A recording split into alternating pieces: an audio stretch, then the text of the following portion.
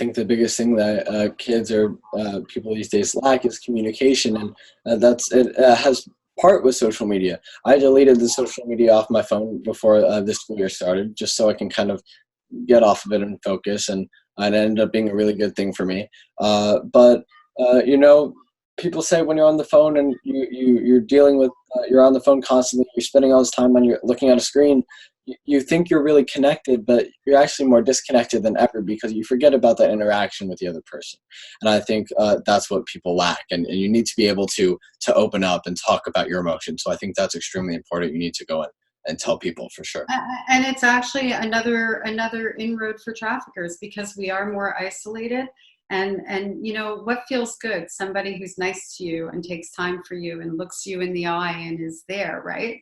And social media is something that breaks that completely apart. And then it's eroding people's self-esteem, not just teenagers, because, oh, this person's on this fabulous trip, or this person got that, fabulous car or toy or whatever it is, or look how pretty they look. So it's a really, it should be a method of communication to make plans to do things in person rather than a method of communication to say, hey, look how great my life is. Because at the end of the day, we all wake up looking the same in the morning. We don't wake up, looking the way we do in these pictures. And everybody has a good day. Everybody has a bad day. And we don't see very much of that on social media, unfortunately. We need to, it's not keeping it real. So it's hurting us in the long run and the short run. Yeah, definitely. So I'd like to thank you so much for speaking with me today. But before we go, I'd like to ask one last question. And I ask it to everybody because I think it's really important for people to hear. So if you had one message, a piece of advice for the teens watching, or one message for their parents and teachers, what would it be?